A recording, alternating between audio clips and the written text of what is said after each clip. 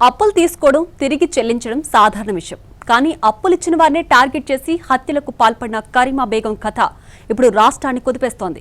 రంగారెడ్డి జిల్లా Moinabad farm house double murder case దర్యాప్తులో బయటపడుతున్న విషయాలు సంచలనం సృష్టిస్తున్నాయి. తాండూరు ఇందిరమ్మ కాలనీకి చెందిన కరీమా బేగం గత కొంతకాలంగా అనేక మంది మహిళల దగ్గర నుంచి డబ్బులు అప్పుగా తీసుకుంటూ వచ్చింది. ఏడాది నుంచి డబ్బులు తిరిగివ్వాలని బాధితులు ఒత్తిడి చేయడంతో వారిని ఒక్కొక్కరిని అంతం చేయాలనే భయంకర ప్రణాళికను అమలు చేసినట్లు పోలీసులు చెప్తున్నారు. మొత్తం 18 మంది దగ్గర అప్పులు తీసుకున్న కరీమా అందులో కనీసం 8 మందిని పెద్ద మొత్తాల్లో అప్పు తీసుకుని టార్గెట్ చేసినట్లు సమాచారం. కరీమా తన ప్రియుడు రెహమాన్తో కలిసి సహజీవనం చేస్తూ విలాస జీవితానికి అలవాటు పడింది. బాధితుల నుంచి సేకరించిన సుమారు 14 నుంచి 15 లక్షల రూపాయలను జల్సాలకు ఖర్చు చేయడంతో పాటు కొడుకుని గల్ఫ్ దేశాలకు పంపాలని కూడా ప్రణాళిక వేసినట్లు విచారణలో ఉంది. డబ్బులడిగిన బాధితులను ఫామ్ హౌస్కు రండి, డబ్బులిస్తాను అంటూ మొయినాబాద్లోని ఫామ్ హౌస్కు పిలిచి అక్కడే హత్యలు చేసినట్లు పోలీసులు వెల్లడించారు. సీసీ కెమెరాలు లేని ప్రాంతాన్ని ఎంచుకోవడం, మొబైల్ ఫోన్లు వాడకుండా జాగ్రత్తలు తీసుకోవడం వంటి అంశాలు ఈ హత్యలు ముందుగానే పక్కా ప్లాన్తో చేసినట్లు సూచిస్తున్నాయి.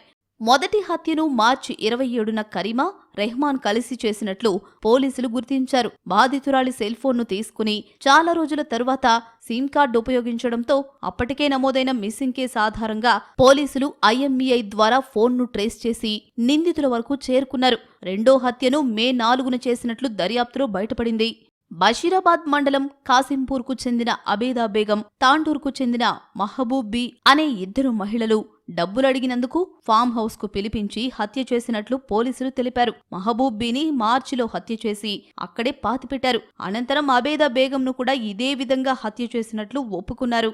కరీమా బేగంపై మరింత సంచలన సమాచారం వెలుగులోకొచ్చింది. తాండూరు ఇందిరమ్మ కాలనీకి చెందిన మరికొంతమంది మహిళలు కూడా తమకు ప్రాణహాని ఉందని పోలీసులకు ఫిర్యాదు చేశారు. తమను కూడా ఫామ్ హౌస్కు పిలిచిందని వెల్లడించారు. మరో 6గురిని కూడా ఇదే విధంగా హత్య చేయాలని నిందితురాలు స్కెచ్ చేసినట్లు పోలీసులు అనుమానిస్తున్నారు.